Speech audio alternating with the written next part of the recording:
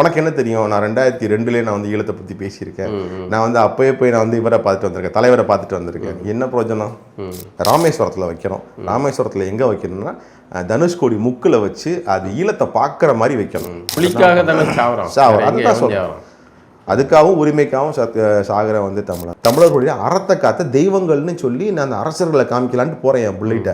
அங்கே போனால் இவங்க என்ன பண்ணி வச்சுருக்காங்கன்னா சோழர் வந்து எங்காலு, இவர் வந்து சீமான எந்த ஹோட்டலில் தங்கினாருன்னு எனக்கு தெரியும், அவர் மதியம் என்ன சாப்பிடுவார்னு எனக்கு தெரியும். இதெல்லாம் பேசுறதுக்கு வந்து இதெல்லாம் ரொம்ப இழிவான செயல் என்னை பொறுத்த வரைக்கும். அதையும் தாண்டி நம்ம என்ன அரசியல் அதிகாரமே பெறல. அதுக்கு முன்னாடி நீங்கள் ஒருத்தரை போட்டு அடிச்சிங்கன்னா இது வந்து என்றைக்குமே சரியாக வராது. இந்த நம்ம தலைவர்கள் காமராஜர், ஐயா முத்துராமலிங்க, இவங்கள பண்ணால் கூட ஏதோ நம்ம பசங்கள்கிட்ட பேசி புரிய வச்சிடலாம். ஏன்னா நம்மள்கிட்ட சான்றுகள் இருக்குது. இவங்கெல்லாம் இப்படி இல்லைடா இப்படி சொன்னாங்கன்னு காமிச்சிடலாம். இவங்க நம்ம மன்னர்களை சாதியாக பிரிக்கிறாங்க. அது மிகப்பெரிய ஒரு பயமாக இருக்குது. வணக்கம் நண்பர்களே, இன்னைக்கு நம்ம கூட உரையாடுறதுக்காக இணைந்திருப்பவர் மேதகு படத்தின் இயக்குனர் கிட்டு அவர்களை வரவேற்போம். வணக்கம். வணக்கம். எனக்கு கிட்டுவை வந்து மேதகு பட இயக்குனர் அப்படிங்கிறதுக்கு முன்னாடி வந்து இணையத்தில் உங்களுடைய காணொளிகள் வந்து ரொம்ப பரவலாக அறிமுகமாக இருந்தது. அதில் நீங்கள் அந்த ஒரு பாடல் கூட ஒன்று உண்டு, ரொம்ப எளிமையாக ஒரு அதிகபட்சம் போனால் 1 நிமிடம் இல்லைனா 2 நிமிடத்துக்குள்ளே அந்த டோட்டல் எல்லாம் மொத்த அரசியலையும் வந்து அந்த காணொலியில் அடக்கக்கூடிய கிட்டுவா எனக்கு அறிமுகம். மற்றபடி கிட்டுவை பற்றி நம்ம தெரிஞ்சுக்கிட்டதுக்கு வேறு என்ன விஷயங்கள் இருக்குது? கிட்டுவை பற்றி தெரிஞ்சுக்கணுன்னா இந்த துறை தான். ஏன்னா இப்போ என்னுடைய கல்விக்கும் இப்போ நான் வேலை பார்க்க அடிப்படையில் உங்கள் பூர்வீகம் வந்து திருச்சி பக்கமா? இல்லை, எனக்கு பூர்வீகம் அப்படின்னு சொன்னால் வந்து ஊரப்பட்டின்னு ஒரு கிராமம். சொந்த ஊர் வந்து மதுரை. அப்பா பிறந்தது வளர்ந்தது எல்லாமே அதுதான். சொந்த ஊர் வந்து மதுரை ஊரப்பட்டி. ஆமாம். இல்லை ஊரப்பட்டிங்கிறது வந்து இது பக்கத்தில் இருக்குது, புதுக்கோட்டை பக்கத்தில் இருக்குது. அது வந்து எங்கள் குலதெய்வ கோயில் அங்கே இருக்கும். அது வந்து முன்னோர்கள் எல்லாமே அங்கே தான் இருந்திருக்காங்க. அதுக்கப்புறமேல பஞ்சமலைக்கு போன இடம் தான் வந்து மதுரை. அங்கே வந்து அழகர் கோயில் அடிவாரத்தில் வந்து மஞ்சமட்டின்னு ஒரு கிராமம். அது ரொம்ப ஒரு அழகான கிராமம். அங்கேருந்து தான் அப்பா எல்லாம் படித்து எல்லாம் வெளியில் வந்தாங்க. பிறகு இப்போ என் பையனுக்காக நான் வந்து திருச்சியில் இருக்கேன். ஆமாம். மற்றபடி நீங்கள் திருச்சி போய் படிச்சிங்களா இல்லை திருச்சியில் வேலை? நான் அதுக்கப்புறமேல வந்து பிடெக் பயோடெக்னாலஜி வந்து திருச்சி பாரதாஸ் யூனிவர்சிட்டியில் படித்தேன். அதுக்கப்புறம் வந்து திருநெல்வேலி ஜிசியில் வந்து MTech environmental science and engineering முடிச்சுட்டு அதுக்கப்புறமேலாம் நான் ஒரு 5 வருஷம் வந்து என்வாயன்மெண்டல் டிபார்ட்மெண்ட்டில் வந்து அசிஸ்டன்ட் ப்ரொஃபஸராக இருந்தேன். ஏன்னா ப்ரைவேட் இன்ஜினியரிங் காலேஜில் தான் இருந்தேன், அசிஸ்டன்ட் ப்ரொஃபஸராக இருந்தேன். அதுக்கப்புறமேல துபாய் சான்ஸ் வந்து அங்கே போனேன். அங்கே வந்து ஆயில் அண்ட் கேஸில் ஒர்க் பண்ணேன். அங்கே பிளானட் ப்ளூ எனர்ஜின்னு ஒரு கம்பெனியில் ஒர்க் பண்ணேன். மதுரையில் பள்ளிக்கூடம் வந்து எந்த பள்ளிக்கூடத்தில் படித்தீங்க? நான் படித்தது எல்லாமே புதுக்கோட்டையில் படித்தேன். ஏன்னா அப்பா அங்கே வேலை, அங்கே ட்ரான்ஸ்ஃபர். அப்பா என்ன பின்னணி? அப்பா வந்து கால்நடை மருத்துவர். ஆமாம், அப்பா வந்து கால்நடை மருத்துவர். அப்பாவோட வேலைகள் எல்லாமே பார்த்தீங்கன்னா புதுக்கோட்டை டிஸ்ட்ரிக்ட், தஞ்சாவூர் டிஸ்ட்ரிக்ட், இந்த ஏரியாவுக்குள்ளே தான் அப்பாவுக்கு ட்ரான்ஸ்ஃபர் வந்துக்கிட்டே இருக்கும். அதனால் புதுக்கோட்டை வந்து உங்களை அந்த மண்ணு தான் வந்து தமிழ் தேசியத்துக்கும் வெளிநாட்டுக்கும் இழுத்துட்டு போகக்கூடிய மண் இல்லை. ஆமாம். அதனால் அதுக்குள்ளே தான் இருந்தோம். அதனால் என்னுடைய கல்வி, என்னுடைய இந்த ஸ்கூல் டேஸ் எல்லாமே புதுக்கோட்டை, தஞ்சாவூர் இந்த ஏரியாவில். அரசு பள்ளியிலேருந்து படிச்சிங்களா? இல்லை, நான் படித்தது எல்லாமே மெட்ரிகுலேஷன் ஸ்கூல். ஆமாம், நான் படித்தது எல்லாமே ஆங்கில வழி கல்வி, மெட்ரிகுலேஷன் ஸ்கூல். அதனால தான் எனக்கு இந்த தமிழ் தேசிய கல்வினா என்ன பண்ணுங்கிறது எனக்கு அங்கே தான் புரிய வந்துச்சு. ஏன்னா எனக்கு எங்கள் அப்பாவுக்குமே வித்தியாசம் இருக்கும். எங்கள் அப்பா படித்தது எல்லாமே அரசு பள்ளியில் படித்தார், தமிழ் வழி கல்வியில் படித்தார். ஆனால் அவர் எங்கள் அப்பா வந்து எந்த அளவுக்கு இந்த சமூகத்தை வந்து தைரியமாக சந்திக்கிறாரோ அந்த அளவுக்கான தைரியம் எனக்கு கிடையாது.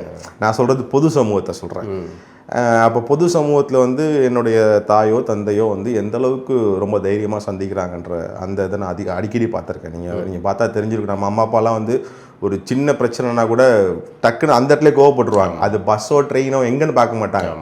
ரொம்ப தைரியமாக கேள்வி கேட்பாங்க, என்னப்பா இது அப்படின்னு கேட்டுருவாங்க. ஆனால் நம்ம வந்து ஒரு மாதிரி ஒரு கூச்ச சுபாவத்தோட நிற்போம். அந்த நெக்ஸ்ட் ஜென்ரேஷன் இதில் படித்தேன் கரெக்ட், அந்த மெட்ரிகுலேஷனில் படித்த பஸ் நீங்கள் பாருங்களேன், அப்படி தான் இருந்திருக்கோம். நாங்கள் அப்படி தான் இருந்திருக்கோம். ரொம்ப நமக்கு எதுக்குப்பா பிரச்சனைன்றமா, நான் அம்மா அப்பாலாம் அப்படி இருக்கேன். பிராய்லர் சிக்கன்ஸை அப்படி உருவாக்கிட்டாங்க. அதனால் இப்போ திரும்ப நான் வந்து நாட்டுக்கோழி உருவாக்கிட்டு இருக்கேன். நான் இப்போ என் பையனை உருவாக்கிட்டு இருக்கேன். அவன் அடிப்படையிலேருந்தே வந்து தமிழ் வழி கல்வியில் அரசு பள்ளியில் தான் படிச்சுட்டு வர்றான். என்னையோட என் பையன் வந்து ரொம்ப தைரியமாக இருக்கான். அவனால் இந்த இந்த இடத்துல உட்கார விட்டோன்னா நான் பேசுகிறதோட இன்னும் 2 மணி நேரம் பயங்கரமாக பேசுவான். அவனுக்கு இப்போதைக்கு என்ன அரசியல் அறிவு இருக்கோ அதெல்லாம் பேச ஆரம்பிச்சிட்டாங்க பசங்க.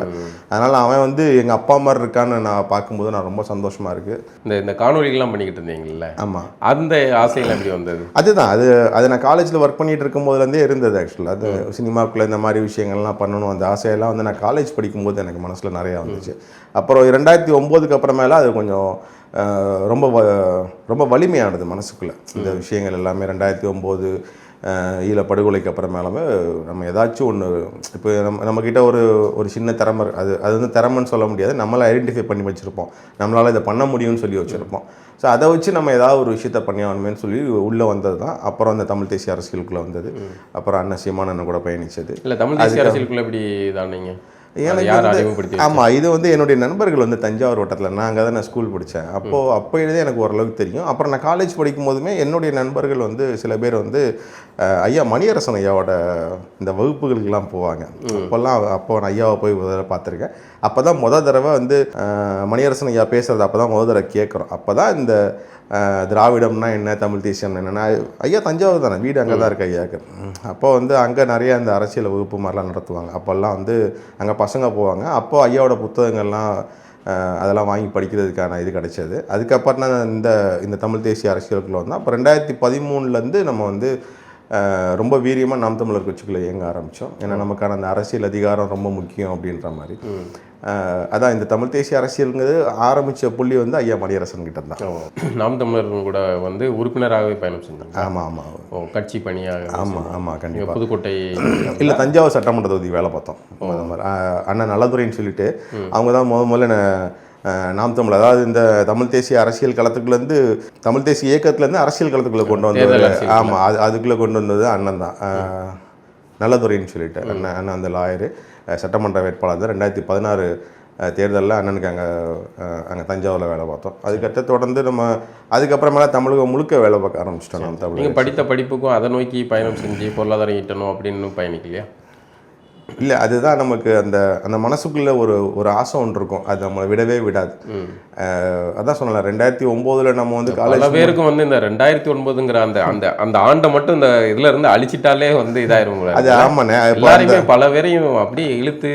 ஆமாம், இல்லைண்ணே, அதுக்கப்புறமேல தானே நிறைய புரிதல் வருது, நம்ம ஏன் அழிக்கப்பட்டோம்ன்ற ஒரு புரிதல் வருது தமிழுக்கு. அதுக்கப்புறமா தானே ரொம்ப வீரியமாக செயல்பட ஆரம்பிக்கிறாங்க. அதாவது இந்த தமிழருங்கிற சிந்தனை இருக்கிறவங்க எல்லாருமே அதுக்கப்புறமா தான் ரொம்ப வீரியமா, ஐயோ நமக்கான நாட்கள் இல்லை, நமக்கான நாட்கள் இல்லை, நம்மளும் இன்னொரு 30 வருஷம் தான் இருக்க போகிறோம், அடுத்து நம்ம பிள்ளைகளுக்கு என்ன ஆக போகுதுன்னு தெரியாது, இந்த சமூகம் என்ன ஆக போகுது, இந்த தமிழ் சமூகம் என்ன ஆக போகுதுன்னு தெரியாது அப்படின்னு சொல்லிட்டு அதுக்கப்புறம் தான் ரொம்ப வீரியமாக இறங்கி எல்லாருமே அந்த 2009க்கு அப்புறம் தான் ரொம்ப வீரியமாக செயல்பட வரைக்கும் திராவிட ஆதரவு மனநிலையில் இருந்து இங்கே தான் பிரச்சனையே ஆரம்பிக்குது. அதனால தான் என்ன பண்ணுறாங்க அப்படின்னா 2009க்கு அப்புறமேல ரொம்ப வீரியமாக செயல்படுத்தது யார் அப்படின்னு பார்த்துட்டு அவங்க வந்து டார்கெட் பண்ணுறாங்க. அவங்க வந்து உனக்கு என்ன தெரியும், நான் 2002 நான் வந்து ஈழத்தை பற்றி பேசியிருக்கேன், நான் வந்து அப்போயே போய் நான் வந்து இவரை பார்த்துட்டு வந்திருக்கேன், தலைவரை பார்த்துட்டு வந்திருக்கேன், என்ன பிரயோஜனம், நீங்கள் எதை எங்கள்கிட்ட கடத்தினீங்க, எதையுமே கடத்தலை. அவ்வளோ ஒரு சக்தி வாய்ந்த இளைஞர் கூட்டத்தை 2009க்கு அப்புறமேல இவ்வளோ பெரிய இளைஞர் கூட்டம் கிளம்புது. இதை நீங்கள் ஏன் திரட்டலை 2009க்கு முன்னாடி? 2009க்கு முன்னாடி நீங்கள் திரட்டி இருந்தீங்கன்னா இந்த 2009 நடந்த இனப்படுகொலை எதுவுமே நடந்திருக்காது. நீ அங்கே ஏதாவது பண்ணனா இங்கே 30 லட்சம் பேர் இருக்கான், திரளுவான்ற ஒரு விஷயம் இருக்குல்ல. நீங்கள் அதான் வந்து அதை நம்பி தான் வந்து செத்து போனவன் முத்துக்குமார். அதுதான் சொல்கிறேன். அதான் அவன் வந்து அதாவது எல்லாராலையும் ஏமாற்றப்பட்டவன் அவன் முத்துக்குமார். அவன் அதாவது தன்னுடைய உயிரை தியாகம் செஞ்சான் இதுக்காக, தன்னுடைய உயிரோட இது முடியணும், நல்லது நடக்கணும், போர் நிறுத்தப்படணும் நம்பி அவன் உயிரை கொடுத்தான். கடைசியில் வந்து உயிரை ஓடுற இது வந்து யாருக்கு வரும் அப்படின்னா, தான் இனத்துக்காக உரிமைக்காக என்னுடைய உயிரே கொடுக்குறன்ற அந்த மனப்பான்மை யாருக்கு வரும் அப்படின்னா அது வந்து தமிழனுக்கு தான் வரும். நீங்கள் எங்கே போனாலும் தமிழனுக்கு தான் வரும். அதுவும் முக்கியமாக வந்து காவேரி போராட்டத்தில் செத்த தம்பி விக்னேஷார், அவனால் என்னால் என்றைக்குமே மறக்க முடியாது. நான் இப்போ கூட சமீபத்தில் கூட அவனோட நினைவு நாள் வந்துச்சு, அன்றைக்கி கூட நான் உட்காந்து ரொம்ப வருத்தப்பட்டுட்டு இருந்தேன். அதுதான் நான் எனக்கு நீங்கள் சொல்லவும் எனக்கு ஒரு ஆசனை. அதுதான் சொல்கிறேன் எப்படின்னா, ஒருவேளை இந்த தமிழர் அரசியல் வெற்றி அடைஞ்சது அப்படின்னா முத்துக்குமார் அண்ணன் செங்கோடி அவங்களுடைய சிலைகளை வந்து ராமேஸ்வரத்தில் வைக்கணும். ராமேஸ்வரத்தில் எங்கே வைக்கணும்னா தனுஷ்கோடி முக்கில் வச்சு அது ஈழத்தை பார்க்குற மாதிரி வைக்கணும். ஈழ திசையை நோக்கி அவங்க வந்து நிற்கணும். முத்துக்குமார் அண்ணனும் செங்கோடி வந்து கையில் வந்து அந்த இது வச்சுருக்கணும், பறை வச்சுட்டு செங்கோடி நிற்கணும். அந்த ஈழத்தை பார்த்த மாதிரி நிற்கணும். வந்து பிரமாதமாக இருக்கு. ஆமாம், செங்கோடி அக்கா வந்து கையில் வச்சுட்டு நிற்கணும், அண்ணன் வந்து கையில் நெருப்போடு நிற்கணும், ஈழத்தை நோக்கி நிற்கணும். அந்த சிலைகள் ரெண்டு ஈழத்தை நோக்கி நிற்கணும். தம்பி ஒருவேளை நமக்கு வந்து இந்த காவேரி மேலாண்மை வாரியம் சரியாக செயல்பட்டு அதை அமைச்சு சரியாக செயல்பட்டு நமக்கு வர வேண்டிய நீர் காவேரியிலேருந்து வருஷம் நம்ம திறந்து விட்றாங்கன்னா எல்லையில் உள்ளே வரக்கூடிய இடத்துல ஒகேனக்கல்ல வந்து அந்த தண்ணி கொட்டுறதுக்கு நேராக விக்னேஷ் நிற்கணும். அது எதை பார்த்து நிற்கணும்னா கர்நாடகாவை பார்த்து நிற்கணும். கர்நாடகாவை பார்த்து அவனும் கையில் வந்து தீப்பந்தத்தோடு நின்று அந்த காவேரியை வரவேற்கணும். எனக்கு வந்து என்னுடைய ஆசைகளில் மிகப்பெரிய ஆசை. இவங்களை என்றைக்குமே என் மனசில் இந்த எதாவது சொல்கிறேன்ல, இப்படிப்பட்ட ஆசைகள் இந்த மாதிரி விஷயங்களுக்காக உயிரை விடுறதெல்லாம் வந்து இந்த மண்ணில் தான் நடக்கும். அதுவும் கண்டிப்பாக தமிழர்கள் மொழிக்காக தானே அதுதான் சொல்கிறேன். அதுக்காகவும் உரிமைக்காகவும் சாகிற வந்து தமிழன் தான். இப்போ நான் சொல்லும் போதே எப்படி இருக்கு பாருங்க.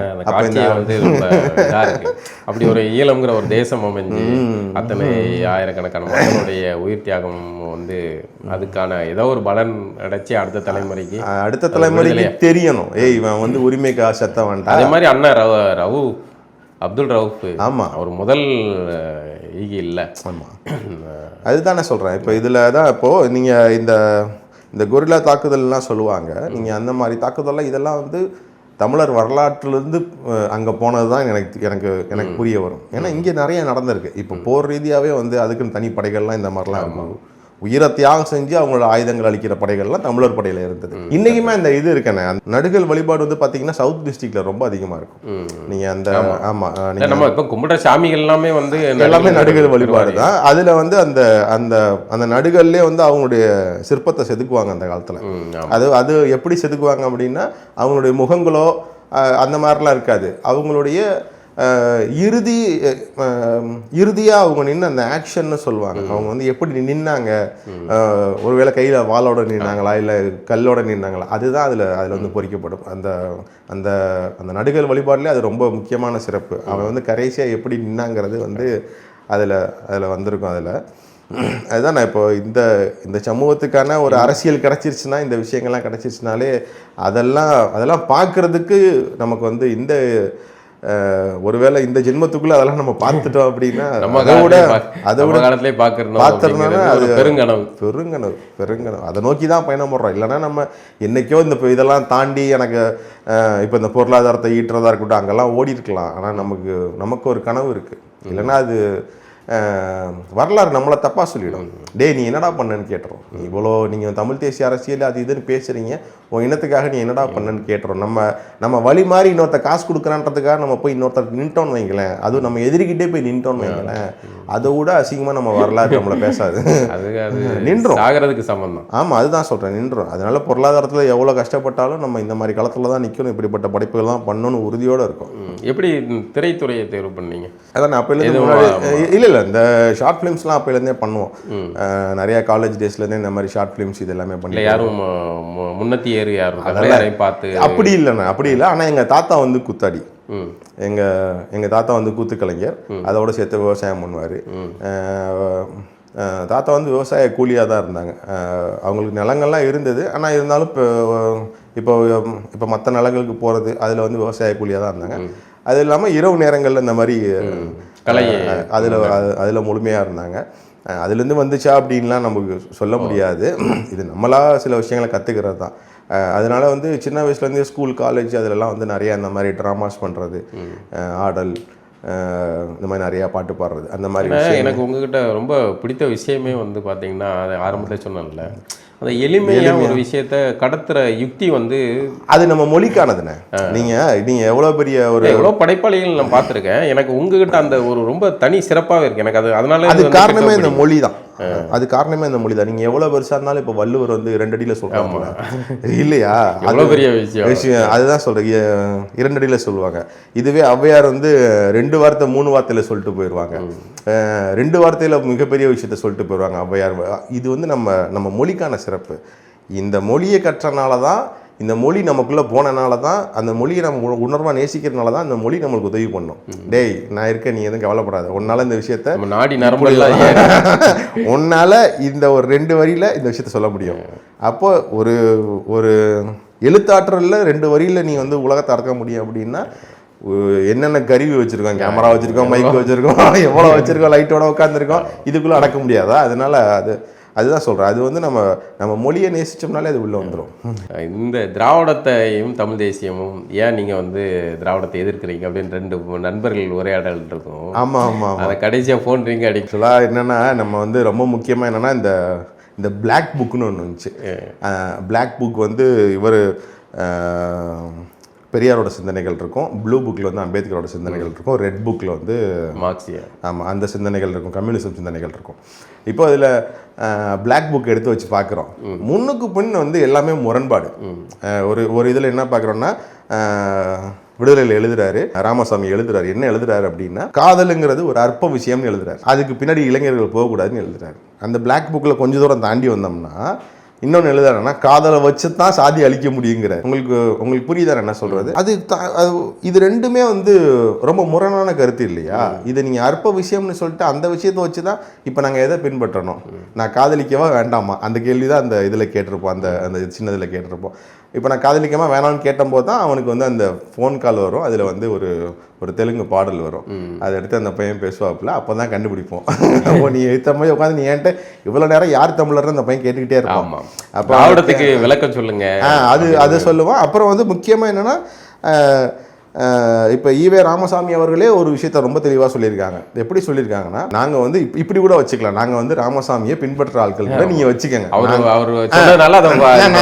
நாங்கள் அதை பேசுகிறோம். அவர் தான் சொன்னார், அவர் தான் விடுதலை சொல்லிட்டு போயிருக்காரு. தமிழன் விடுதலை பெற்று வாழ வேண்டும் என்றால் தமிழர் அல்லாதவர் தமிழர் காரியத்தில் தலையிடக்கூடாது. இதை சொன்னது ஐயா ஈவே ராமசாமி அவர்கள். அதுக்கு தான் நம்ம முடிச்சிட்டோமே. ஆமா, அதுதான் யார் தமிழர் அப்படின்னு. யார் தமிழர் நாங்க சொல்லலையே. நான் என்ன நீயே எங்கள்கிட்ட கேட்குற, உங்க தலைவர் இருக்காருல்ல, நீ அதான் சொல்றல, சிலை வழிபாடே கூடாதுன்னு சொன்னவங்க எல்லா பஸ் ஸ்டாண்டுக்கு முன்னாடி நீங்கள் சிலையை நிப்பாட்டி வந்து நீங்கள் வேணா வச்சுக்கோங்க. எனக்கு தெரிஞ்சு இது ஒரு இவங்க இன்னும் கொஞ்ச நாள்ல வந்து தேங்காய் உடைச்சு கண்டிப்பா பாலாபிஷேகம் கண்டிப்பா நடக்கும், ஒரு நாள் நடக்கும். ஏன்னா நடக்கும். அதனால இப்போ அந்த நோக்கத்தோட தான் போயிட்டு இருக்காங்கன்னு வச்சுக்கோங்களேன். அப்போ நீங்க எங்கள்கிட்ட இனிமேல் கேட்கக்கூடாது. நீங்க ஐயா எழுதுன விடுதலையிலேருந்து, அவருடைய சிந்தனை துளிகள்லேருந்து, சிந்தனை வைர துளிகள்லேருந்து, அவர் வார்த்தைகள்லேருந்து நீங்கள் ஐயாட்டே கேளுங்க. நீங்கள் அவர் அப்போ நீங்கள் தேடி எல்லாம் நீங்கள் கேட்டுருவீங்கிறதுனால தான் இதை புதையில பூதம் பாதுகாத்த மாதிரி ஒரு பயில அதை தெரிஞ்சுக்கூடாதுன்னு உள்ள தூக்கி எல்லாத்தையும் ஒழிச்சு வச்சிட்டாங்க விடுதலையில். அப்படி இருந்தும் ஐயாவோட மிகச்சிறியங்கிற பாருங்க, மிகப்பெரிய வைர துளிகளில் அங்கங்கே கிடைச்சதை எடுத்து வச்சிருக்கோம். அப்போ நீங்கள் அவ்வளோ கூட போக வேண்டாம், நீங்கள் அவருடைய அரசியல் ஆதரவை மட்டும் பாருங்க, நிலைப்பாடு, அவரோட நிலைப்பாடு. நீங்கள் ஏன் அண்ணாவை ஆதரிக்கலை? நீங்கள் ஏன் காமராஜர் ஆதரிச்சிங்க? நீங்கள் ஏன் காமராஜர் ஆதரிச்சிங்க, ஏன் அண்ணாவை ஆதரிக்கலை? நீங்கள் தெளிவாக சொல்லுங்கள். நீங்கள் அவரே பின்பற்றுங்க, முடிஞ்சால் நாங்களும் பின்பற்றி வரோம். ஒருவேளை நம்ம தமிழ் தேசியர்கள் எல்லாருமே ராமசாமியை பின்பற்றணும்னா, ஐயா ராமசாமி எவ்வளோ நம்ம பின்பற்றணும் அப்படின்னா, உண்மையாலுமே தமிழர்லாம் யாருன்னு பிரிஞ்சிருவாங்க. ஏன்னா அவர் தான் தெளிவாக சொல்லிட்டு போயிருக்காரு யார் தமிழர்னு. ஆமாம், ரொம்ப தெளிவா சொல்லியிருக்காரு யார் தமிழர். எப்படி தமிழர்களை பார்த்து யார் தமிழர் கேட்கறாங்களோ அங்க போய் பாருங்க, அவர் சொல்லிட்டு போயிட்டார் யார் தமிழர். நம்ம சண்டை போட்டுக்க வேண்டிய அவசியமே இல்லை. நம்ம அதிகமா ஈவே ராமசாமி அவர்களை பத்தி நம்ம பேச வேண்டிய அவசியமே இல்லை. நீங்க உங்களுக்கு வேணும்னா நீ அங்க போய் பார்த்துக்கோ. அது மாதிரி உங்களுடைய இன்னொரு சிலாயிக்க வேண்டிய படைப்புனா அந்த அம்பேத்கர் வந்து அவனையும் கீழே இருக்கவனையும் மேல வர சொல்ல அப்படிங்கிறது பல உனக்காக ஒரு பாதை உருவாக்கி வச்சிருக்கேன், மேலே ஏறி வாழ. ஏன்னா அந்த சமயம் பார்த்தீங்க அப்படின்னா வந்து சிலையை உடைச்ச சம்பவம், அது தலையை வெட்டின சம்பவம். அப்போ ரொம்ப கொந்தளிப்பில் இருந்துச்சு, தமிழ்நாடே கொந்தளிப்பில் இருந்துச்சு, எந்த கலவரம் நடக்குமோ கொந்தளிப்பில் இருந்துச்சு. அப்போ தான் அன்னைக்கு அதுக்கு அடுத்த நாள் மாலை தான் நானும் என்னுடைய நண்பரும் ஒரு டீ கடையில் உட்காந்து சாப்பிட்டுட்டு இருந்தோம். எல்லாருமே கேட்டாங்க, பயங்கரமாக எடுத்துக்க, எவ்வளோ செலவு பண்ண இந்த இதுக்குன்னா, ஒரு டீ 2 வடை ஒரு டீ 2 வடை சாப்பிட்டுட்டே யோசிச்சோம், அவ்வளோதான், அதுக்கு மேலே ஒன்றும் செலவு இல்லை. ஸோ அப்படி யோசிக்கும் போது இப்போ அவருடைய முக்கியமான சிந்தனைகள் என்ன, இந்த வழியில் எல்லாரும் படித்து மேலே வந்துட்டேன்னா உன்னோட சிந்தனைகள் மாறும். இந்த மாதிரி செயல்களை நீ செய்ய மாட்டேன். இந்த மாதிரி அருவருக்கத்தக்கான செயல்களையோ இல்லை வந்து சமூகத்துக்கு எதிரான செயல்களையோ வெட்டுறதோ அடிதடியோ இதெல்லாம் செய்ய மாட்டேன் நீ. அதுதான் அவர் சொல்கிறது. இப்போ நீ படித்து இப்போ இன்னைக்கு அம்பேத்கருடைய சிந்தனைகளை நாங்கள் ஏற்றுக்கொண்டோன்னு சொல்றவங்க முதல்ல அடிக்க தான் போறாங்க. முறைச்சா அம்பேத்கரோட சிந்தனையை ஏற்றுக்கிட்டவன் முதல்ல அடிப்பானா, ஒருத்தனை கை வாங்குவானா, சட்ட ரீதியா வேற அடித்தது தவறு, அதை வேற அடித்தது வந்து முறைத்தது அடி அப்படிங்கிறதும் அது சரியா அடிக்கல, சும்மா தட்டிட்டாங்க அப்படிங்கிற. அப்போ நீங்க என்னன்னா அப்ப கூட இருக்கிறவங்க யாருமே வந்து அவர் உள்ள சரியா படிக்கலன்னு எனக்கு தோணுது. ஏன்னா நீங்க அம்பேத்கர் படாத பாடா, ஐயா அம்பேத்கர் அவர்கள் படாத பாடா. நான் தான் சொல்கிறேன்ல, அம்பேத்கரை நீங்கள் முழுசாக உள்வாங்கினீங்கன்னா, இப்போ என்னால் ஏன் அந்த ஷார்ட் ஃபிலிம் எடுக்க முடிஞ்சதுன்னா, நான் ஏன் அந்த விஷயத்தினால யோசிக்க முடிஞ்சதுன்னா, நான் அம்பேத்கரை முழுமையாக உள்வாங்கினேன். அம்பேத்கர் தன்னுடைய மக்களுக்கு மட்டும் இல்லை, தன்னுடைய சமூகம் சார்ந்த மக்களுக்கு மட்டும் கிடையாது, அவர் ரொம்ப தெளிவாக பிரிக்கிறாரு. இந்த மேல் ஆதிக்க சமூகம், இந்த ஆதிக்க சமூகத்துக்கு கீழே இருக்கவங்க எல்லாருமே வந்து ஒரு அப்படிதான் பிரிக்கிறார் அவரை பொறுத்த வரைக்கும். அவர் வந்து இன்னைக்கு அவன் நினைச்சிட்டு இருக்கான் அவருடைய சர்வீஸ் ஃபுல்லா எஸ்சி அண்ட் எஸ்டிக்கு தான் நினைச்சிட்டு இருக்காங்க. ஒரு தோற்றத்தை உருவாக்கிட்டாங்க. உண்மையாலுமே வச்சது பிசிக்கு எம்பிசிக்கு தான்டா. அதுதான் நம்ம சொல்ல வேண்டியிருக்கு. அதை கடத்தாம அவர் சிலை உடைக்கப்படுற அதை அவங்க கடத்தல. அதனாலதான் எனக்கு என்னன்னா, இப்படி அம்பேத்கரோட சிந்தனைகளை வந்து யார் முழுமையாக உள்வாங்கினாலும் இப்போ தெரியலை. இப்போ அவர் எங்களுக்கான தலைவர்னு ஒரு சமூகம் சொல்கிறாங்க. இந்தியாவோட மிகப்பெரிய தலைவர். நீங்கள் வந்து அவர் வந்து அனைத்து சாதிக்குமான தலைவர், அனைத்து சமூகத்துக்குமான தலைவர் அவர். அப்போ அது இல்லாமல் அவரை நம்ம வந்து எப்படி பார்க்குறதுனா, ஒரு அறிவு சூரியன், ஒரு ஞான வெளி உள்ளவர். நம்ம எப்படி நெல்சன் மண்டேலாவை கொண்டாடுறோமோ, சேகுவேராவை கொண்டாடுறோமோ, பிரபாகரன் அவர்களை கொண்டாடுறோமோ, அது மாதிரியான ஒரு நீ அம்பேத்கரை படிக்க கூட வேண்டாம், நீ அம்பேத்கர் போட்டோவை போடுறல, நீ முதல்ல ஒருத்தனை போய் முறைக்கலாம் அடிக்கலாங்கிறதெல்லாம் இதெல்லாம் என்ன சமூகம், என்ன சிந்தனை இதெல்லாம்? நீங்க வந்து நான் ஆதிக்கம் செய்பவனை அடிக்கிறதுனா வேற, ஆதிக்கம் செய்தா நீ அடிச்ச அப்படின்னா அது எதிர்வினை, அது வேற. இது நம்ம காணொலியில தெளிவா பாக்குறோம். இடிக்கிறாரு. ஒருவேளை அந்த வண்டியில் அம்பேத்கர் இருந்திருந்தா, நான் சொல்றேன், ஒருவேளை அம்பேத்கர்னு உடனே அந்த பையனை கூப்பிட்டு, தம்பி நான் அதுக்கு வருத்தம் தெரிவிக்கிறேன், நான் வந்துட்டு மன்னிப்பு கேட்கறேன், உள்ள வந்தது என்னுடைய வாகனம் ஓட்டி வந்து தவறா இடிச்சிட்டான், இதுதான் அம்பேத்கரோட வார்த்தையா இருந்திருக்கும். அதுதான் மாண்பு. நான் அவர் இருந்திருந்தாருன்னா தெரியாம பண்ணிட்டேன் அப்படின்னு சொல்லி இருந்திருப்பாரு. அது இறங்கி பின்னாடி உட்காந்துருக்கிற ஆட்களை இறக்கி விட்டு அடிக்கிறதெல்லாம் இதெல்லாம் வந்து இது வந்து அம்பேத்கரிய சிந்தனை கிடையாது. ஏன்னா நான் தான் சொல்றேன்ல, இப்போ அம்பேத்கரை வச்சு நான் ஒரு படம் பண்ணலான்னு இருக்கேன். அம்பேத்கர் ஐயாவோட சிந்தனைகளை வச்சு ஒரு முக்கியமான படம் பண்ணலான் இருக்கோம். அப்போ அதில் வந்து அவருடைய இந்த அரசியல் நிலைப்பாடு, அதாவது என்னன்னா, இந்த மக்களுக்கு ஏன் அரசியல் வேணும்னு யோசிச்சார். அதுக்கப்புறம் ஏன் அவர் வந்து பத்திரிக்கை ஆரம்பிக்கணும்? அவர் நினைச்சிருந்தா ரொம்ப முழுக்க படிச்சுக்கிட்டே இருந்திருக்கலாம். அவர் வந்து கடைசியா பார்த்த தொழில் வந்து வழக்கறிஞராக இருந்தார், இல்லைன்னா ஏதாவது ஒரு கல்லூரியிலே வந்து ரொம்ப பெரிய ப்ரொஃபஸராக ரிட்டையர்ட் ஆகிருப்பாரு. எக்கனாமிக்ஸ்ல நோபல் கூட வாங்கியிருப்பாரு. என்னை பொறுத்த வரைக்கும் அதுதான் நோபல் பிரைஸ் கூட வாங்கி இருந்திருப்பார். ஆனால் இந்த மக்களுக்கு அரசியல் வேணும்னு நினைச்சார்ல, இந்த திருப்பம் அவருடைய மனசுல ஏன் எழுந்ததுன்னு அந்த ஒரு முக்கியமான கட்டத்தை வந்து எடுக்கணும்னு எனக்கு ரொம்ப ஆசை. எனக்கு வந்து ரொம்ப எடுக்கணும்னு ஆசை. ஏன்னா அவர் நினைச்சா படிச்சிருந்திருக்கலாம். ஏன் இந்த மக்களுக்கு அரசியல் வேணும்னு நினைக்கிறாரு? அரசியல் கண்டிப்பாக அந்த மக்களுக்கு வேணும், அந்த அரசியல் சக்தி இந்த மக்கள் எல்லாருமே பெறணும்னு ஏன் நினைக்கிறாருன்னு எனக்கு ஒரு சிந்தனை. அந்த இடத்துல இருந்து அவருடைய வாழ்க்கை மொத்தமாக மாறும். அதுக்கப்புறம் தான் அவர் வந்து நாளிதழ் நடத்த ஆரம்பிக்கிறாரு. எல்லா விஷயங்களுமே அதுக்கப்புறமேல தான் பண்ணுறாங்க. அப்போது அந்த அரசியல் களத்துக்குள்ளே வர்றதுக்கான காரணம் வந்து ஒரே ஒரு நாள். அந்த நாள் என்ன நினைச்சாரு அவர், என்ன நடந்துச்சு, அதுக்கான ஆராய்ச்சிகள். ஆமாம் அதுக்கான ஆராய்ச்சிகள் போயிட்டுருக்கு. ஏன்னா அது நம்ம ரொம்ப சுருக்கமாக சும்மா இந்த இதெல்லாம் எழுதுவாங்க அம்பேத்கரை பற்றி நம்ம சின்ன சின்ன புத்தகங்கள், அதெல்லாம் படித்தா நம்ம மாட்டிக்கிடுவோம். அப்போது நம்ம ரொம்ப தீவிரமாக அதில் ஆராய்ச்சி பண்ண வேண்டியது. அதுக்கான ஆராய்ச்சி கிட்டத்தட்ட ஒரு 2.5-3 வருஷமாக போயிட்டுருக்கு. அந்த முக்கியமான பகுதியை நோக்கி போய்கிட்டே இருக்கும். அந்த காலகட்டத்தில் அவர் கூட இருந்த ஆட்கள் எதுவும் இது வெளியிட்டிருக்காங்களா, புத்தகங்கள் வெளியிட்டிருக்காங்கன்னா அவ்வளோ புத்தகங்கள் உள்ளே போயிட்டுருக்கு. அது ரொம்ப அழகாக எடுக்க வேண்டிய ஒரு திரைப்படம்.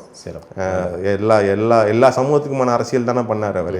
இல்லை, அந்த விஷயத்தையே புரிஞ்சிக்காம என்ன பண்ணுறாங்க, அவர் ஒரு குறிப்பிட்ட பிரிவினருக்கான தலைவராகவும், அதே சமயம் அந்த பிரிவினருமே அப்படி தான் வந்து தோட்டத்தை உருவாக்குறாங்க. அதுவுமே ஆபத்து தான், அது ரொம்ப பெரிய ஆபத்து அது. ஆமாம், என்னை பொறுத்த வரைக்கும் என்னன்னா, எனக்கு வந்து காமராஜர் நம்மளால அப்படி நினைக்க முடியாது. அப்போ எல்லாருக்குமான ஒரு தலைவராக இருந்தாரு. இவரை மட்டும் ஏன் வந்து அப்படி இது பண்றாங்க? ஆமா, இப்ப ஐயாவே அப்படித்தானே பண்ணி வச்சிருக்காங்க. இப்ப நீங்க வந்து முத்துராமலிங்க தேவர் ஐயாவே அப்படிதான் பண்ணி வச்சிருக்காங்க. சமூகத்துக்கான தலைவரை ஒரு மிகப்பெரிய தேசிய தலைவரை ஐயா முத்துராமலிங்க தேவரை வந்து நீங்கள் வந்து ஒரு சமூகத்துக்கான தலைவராக மாற்றி வச்சுருக்காங்க. இதெல்லாம் வந்து மிகப்பெரிய ஒரு ஆபத்து. யாருக்குன்னா நம்ம பிள்ளைகளுக்கு மிகப்பெரிய ஆபத்து. இவங்கெல்லாம் வந்து தேசிய தலைவர்களா சிதம்பரம் பிள்ளை கடத்தாம இங்க இருக்கிற சின்ன சின்ன முரண்களையே ஊதி பெருசாக்கி அவர்களை பிரிச்சு விட்டு விளையாண்டுருக்காங்க. இவங்க இதோட நிப்பாட்டினா பரவாயில்ல. எனக்கு என்ன தெரியுமான பயம், இந்த அரசியல் தலைவர்களை 1920கள்லேருந்து இந்த விடுதலை அதுக்கப்புறமேல 1970-80 வரைக்குமான இந்த அரசியலுக்குள்ள வந்தாங்க நம்ம தலைவர்கள் காமராஜர், ஐயா முத்துராமலிங்க தேவர். இவங்கள பண்ணால் கூட ஏதோ நம்ம பசங்கள்கிட்ட பேசி புரிய வச்சிடலாம். ஏன்னா நம்மள்ட்ட சான்றுகள் இருக்கு. இவங்கெல்லாம் இப்படி இல்லடா இப்படி சொன்னாங்கன்னு காமிச்சிடலாம். இவங்க நம்ம மன்னர்களை சாதியா பிரிக்கிறாங்க. அது மிகப்பெரிய ஒரு பயமா இருக்கு. இன்னைக்கு ராஜராஜ சோழன் எல்லா சாதிக்காரங்களும் சொந்தம் கூட கொண்டாடு, அதுக்கு ஒரு நியாயம் இருக்கு. எல்லாருக்கும் இல்லை பிரித்து போஸ்டரில் அடித்து அவருக்கு மேலே அந்த துண்டெல்லாம் போற்றி, நாளைக்கெல்லாம் பார்க்குற ராஜராஜ துண்டுக்கு அவருக்கு வந்து ஏதோ சமூக துண்டெல்லாம் போற்றி போஸ்டர் அடிச்சிருக்காங்க. அப்போ அதுதான் நம்மளுக்கு ரொம்ப ரொம்ப பயமாக இருக்குது. நம்மளுடைய மன்னர்களுடைய வாழ்வியலை அதை புரிஞ்சுக்கிறானுங்க, ரொம்ப சதைக்கிறானுங்க. இங்கே விட்டான்னு பார்த்தா அவன் பின்னாடி போகிறான். பின்னாடி போய் அந்த மன்னர்களை ஆராய்ச்சி பண்ணி அவர் வந்து நான் என்ன யோசிச்சேன்னா, என் பிள்ளைகளுக்கு தம்பி இவங்கெல்லாம் நமக்கு தெய்வங்கள். இந்த மண்ணை காத்து இந்த மக்களை காத்து, அதுவும் முக்கியமாக இந்த தமிழர்களுடைய அறத்தை காத்த தெய்வங்கள்னு சொல்லி நான் அந்த அரசர்களை காமிக்கலான்ட்டு போகிறேன் என் பிள்ளைகிட்ட. அங்கே போனால் இவங்க என்ன பண்ணி வச்சுருக்காங்கன்னா, சோழர் வந்து எங்காலு, இவர் வந்து அந்த மன்னர் அந்த ஆளா, இந்த மன்னர் இந்த ஆளா, அப்படி கேட்டு இன்னைக்கெல்லாம் வந்து சோழர்ல வந்து இவங்க தெலுங்குல வந்து உரிமை கொண்டாடுற அளவு கொண்டு போய் நிப்பாட்டிட்டாங்க. நமக்கு அதுவே ஒரு பெரிய வந்து எவ்வளவு உச்சகட்ட தென்னாவட்டு என்னடா செய்வீங்க அப்படின்னு சங்க இலக்கியத்தை நாங்க காலி பண்ணுவோம். இதுக்கு காரணம் இந்த இவங்க தானே இந்த சமூக சிந்தனையோட செயல்படுறாங்கல்ல, அவங்க தான் இதுக்கு காரணம். இந்த சாதிய சமூக சிந்தனைகளோட செயல்படுறவங்க தான் காரணம். இன்னும் கொஞ்ச நாள் இப்போ ஒவ்வொன்றா தூக்கிட்டு போயிடுவாங்க. ராஜராஜ சோழன் என்னன்னா, உளவியல் அடிப்படையில் உளவியல்ல ஒவ்வொரு சமூகங்களும் ஏதாவது ஒரு வகையில் ஒவ்வொரு காலகட்டத்திலையும் வீழ்த்தப்பட்டிருக்காங்க. இந்த மன்னர்கள் வீழ்ச்சி அடையும் போது அந்த மன்னர்களுடைய குடிகள் சார்ந்த அல்ல அதில் நெருக்கமாக இருந்தவங்க எல்லாம் மொத்தமாக வீழ்த்தப்பட்டிருப்பாங்க. இப்படி ஒவ்வொரு குடிகளுக்குமே வந்து ஒரு காலகட்டத்தில் ஒரு வரலாறு இருக்கு. குடிகள் இருந்ததுன்னு ஆனால் வேற்றுமை கிடையாது. இல்லை வேற்றுமை கிடையாது. அதை தான் இப்போ வீழ்த்தப்பட்டவன் அதுக்கப்புறம் விஜயநகரம் வந்தது, நாயக்க பாளையப்பட்டு முறை அப்படி இப்படின்னு ஒரு காலகட்டத்தில் வீழ்ந்து வெள்ளைக்காரன் காலகட்டத்தில் சுத்தமாக அது அந்த அப்படியே டாக்குமெண்ட் ஆகி போச்சுல்ல. இப்போ தங்களை வந்து மேன்மைப்படுத்தி காட்ட வேண்டிய ஒரு உளவியல் சிக்கலுக்கு எல்லாரும் தள்ளப்படுறாங்க. அப்போ நாங்கள் வந்து இந்த இது இல்லை, நாங்கள் ஒடுக்கப்பட்டவர்கள் அல்ல அப்படின்னு ஒவ்வொருத்தரும் தங்களை புனிதப்படுத்துறதுக்கு மன்னர்களுடைய எலும்பு கூட தேடி அவ்வளோதான். நாங்கள் சுடுகாட்டுக்கு போறான். நம்ம ஆளு ஃபுல்லாக இப்போ வந்து சுடுகாட்டில் தான் சுத்திக்கிட்டு இருக்கானே. அது ராஜராஜ சோழன் எலும்பு, இது ராஜேந்திர குலம். அதான் ராஜராஜ சோழன் வந்து ஒரு சாதியா, ராஜேந்திர சோழன் ஒரு சாதியா, இப்படி மாறி மாறி இவங்களுக்குள்ள சட்டை போட்டு காவடி. அதுதான் நான் சொல்ல வந்தேன். என்னன்னா இதை தாண்டி பின்னாடி போயிட்டாங்கண்ணே. பின்னாடி போய் அங்கே போய் சாதி பிரிக்கிறாங்க. அதுக்கு முன்னாடி போவாங்களான்னு தெரியல, அதுக்கு பண்ணி போவாங்களான்னு தெரியல. அதுவே ரொம்ப பயமாக இருக்குது. நம்ம இங்கே இருக்க தலைவர்களே இவங்க நமக்கு எல்லாத்துக்குமான தலைவர்கள்ரா. இப்போ ஐயா முத்துராமலிங்க தேவராக இருக்கட்டும், இவராக இருக்கட்டும், காமராஜர் இருக்கட்டும், எல்லாருமே வந்து நம்ம ஒட்டுமொத்த இந்த தமிழ் சமூகத்துக்கான தலைவரை தாண்டி அவங்கெல்லாம் இந்திய தேசிய தலைவர்கள்ரா அப்படின்னு சொல்கிறதுக்கே நமக்கு வந்து மூச்சு திணறுது. அதுக்குள்ளே இவங்க பின்னாடி போகிறாங்க. இந்த கேப்பில் தான் என்ன பண்ணுறாங்கன்னா இவங்க யூஸ் பண்ணிக்கிறாங்க. இந்த திராவிடம் வந்து இதை ரொம்ப பயங்கரமாக யூஸ் பண்ணிக்க. அதாவது இதை உருவாக்குனது அவங்க தான். இதை இப்போ இந்த அரசியல் களத்தில் பயன்படுத்திக்கிறது அவங்க தான். நமக்குள்ள இந்த சாதிய வேற்றுமைகள், இந்த இதை அதிகமாக உருவாக்குனது அவங்க தான். இந்த திராவிடர்கள்னு சொல்லப்படுறவங்க தான். அதை இப்போ இந்த ஜனநாயக நாட்டில் அதை அரசியலாக பயன்படுத்திக்கிறது இவங்க தான். இந்த டெமோக்ராட்டிக் கண்ட்ரிலையும் இவங்க இந்த ஓட் சிஸ்டம், இந்த தேர்தல் அரசியல்களுக்காக வந்து இந்த விஷயத்தை இன்னும் அப்படியே பின்பற்றி அதை வந்து இன்னும் குத்தி விட்டுக்கிட்டே இருக்காங்க. அவ்வளவுதான், அதை பாதுகாத்துக்கிட்டு இருக்காங்க. சும்மா மேம்போக்கா சாதி ஒழிப்பு இது இல்லாம போச்சுன்னா இங்க திராவிட நிக்காதுன்னு. இங்க வந்து இந்த சாதிய முரண்கள் இருக்கணும், இருந்தாதான் அவனால அங்க ஆட்சி பண்ண முடியும். அப்பதான் மக்கள்கிட்ட ஓட்டு வாங்க முடியும். அப்படிதான் பிரிக்கிறாங்க. இப்போ நீங்க வந்து எந்த அரசியல் கட்சி தலைவராக எந்த தலைமையாக இருக்கட்டும் எப்படி எடுக்கிறாங்க ஆட்களை வந்து எப்படி தேர்வு பண்ணுறாங்க, தேர்தலுக்கான ஆட்களை எப்படி தேர்வு பண்ணுறாங்க. சமூகத்தில் நீ எவ்வளோ பேர் இருக்கீங்க அது வந்து அப்பட்டமாக தெரியும், கேட்டால் இல்லைன்னு நம்ம சிரிச்சுக்கிட வேண்டியதான், வேற என்ன பண்ண முடியும் நம்ம சொல்லுங்க. இப்போ இதுல இருந்து நீங்கள் திராவிட அரசியலேருந்து தமிழ் தேசிய அரசியல் 2009க்கு பின்னாடி இந்த அரசியலுக்குள்ளே வர்றீங்க. சீமான் அவர்கள் கூட பயணம் செஞ்சுருக்கீங்க. சீமான் அவர்களுடைய இந்த அரசியல் அதாவது 2009 காலத்தில் ஆரம்பித்த காலத்துலேருந்து இப்போ அவர் வந்த இடத்த வந்து எப்படி பார்க்குறீங்க, அந்த பயணத்தை எப்படி பார்க்குறீங்க? இது வந்து ஒரு சாதாரண பயணம் இல்லைண்ணா. ஏன்னா இப்போ நம்ம இவ்வளோ நேரம் பேசிக்கிட்டு இருந்தோம்ல, இந்த சமூகத்துக்கு நடுவில் தான் அவர் இந்த அரசியலை பண்ண வந்திருக்காரு. இந்த சாதி ரீதியாக வேற்றுமை பார்க்கக்கூடிய இந்த இடத்துக்குள்ள தான் அவர் அரசியல் பண்ண வந்திருக்காரு. அப்போது இந்த அரசியல் வந்து ஒரு சாதாரணமான விஷயம் இல்லை. அவருடைய பயணம் வந்து இன்னும் ரொம்ப நெடிய பயணம். இந்த சாதிய வன்மத்தை மனசுலேருந்து எடுத்து நாம் அனைவரும் தமிழர்கள்னு ஒன்றா சேர்ற இடத்த நோக்கி எல்லாத்தையும் நகர்த்துறாரு. அதனால அவர் மேலே நிறைய கல்லடிகள் விழதான் செய்யுது. அதை அவர் தாங்கிட்டு தான் நகர்றாரு.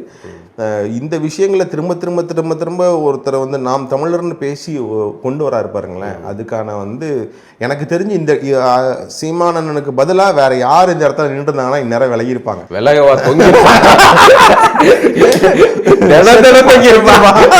ஒரு நாள் மட்டும் இல்ல, தினமும் கயிறப்பாடு ரிப்பீட்டுங்கிற மாதிரி திரும்ப நடந்திருக்கும். ஐயோ, ரொம்ப திடமான மனசு. ஒண்ணு எதிர்த்தரப்புல இருக்கிற அட்டாக்கு காணாது, கூட இருக்கு இந்த உங்களுடைய தமிழ் சமூகத்து ஆட்களே போய் ஏதாவது சொல்லுவாங்க. இப்போ வந்து நம்ம எதிராக சொல்லக்கூடிய இந்த திராவிடர்கள் பண்ணா கூட பரவாயில்ல, இவன் தமிழ் சமூகம் நாம் தமிழர்னு சொல்றவனே சில விஷயங்கள் வந்து அவருக்கு எதிராக திருப்போம். அதனால அவர் பக்கத்துல நிற்கக்கூடிய, ரொம்ப பக்கத்துல நெருக்கமா நின்று பயணிக்கக்கூடிய சூழல் ஏற்படுது. அது வந்து தொடர்ந்து செஞ்சுக்கிட்டே தான் இருப்போம். அவரை தாண்டி கருத்து முறைகள் இருந்தாலும் விலகி நின்னாலும் கூட அந்த நிலைப்பாடுல அது வந்து நான் தான் சொல்லிட்டேன்ல, அந்த அரசியல் அதிகாரத்தை கைப்பற்றுவதுதான் நோக்கம். அதுக்காக வந்து நம்ம வந்து யாரையுமே விட்டு கொடுத்து இப்படிலாம் போகணுன்ற அவசியமே கிடையாது.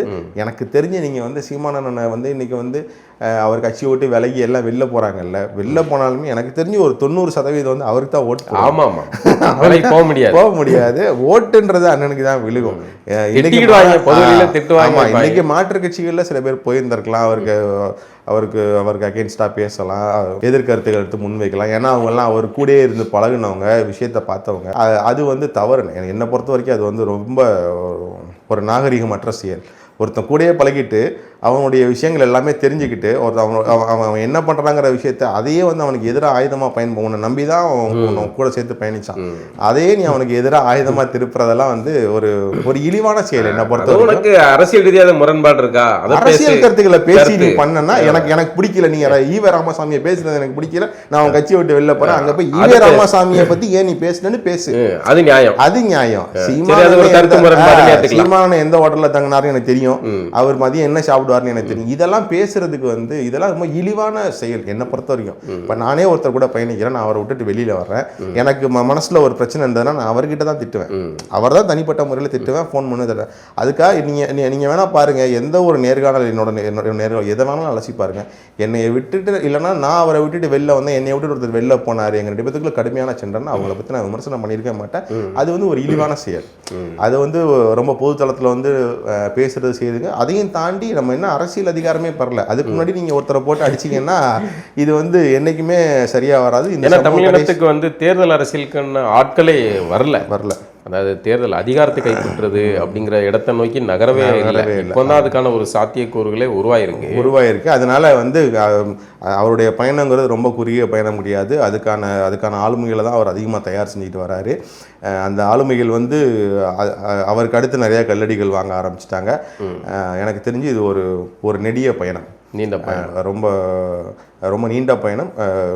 உறுதியாக இந்த பயணம் வந்து என்னுடைய வாழ்க்கை எந்த அளவுக்கு இருக்குமோ அந்த இறுதி வரை நான் வந்து இந்த தமிழ் தேசிய அரசியல் களத்தில் நாம் தமிழர் கட்சியோட அண்ணன் சீமானோட பயணிப்பேன். சிறப்பு, நல்லது, சிறப்பு, மகிழ்ச்சி. உங்களுடைய திரைப்பயணம் மேலும் மேலும் சிறக்க வாழ்த்துக்கள். நன்றி, மிக்க நன்றிண்ணே.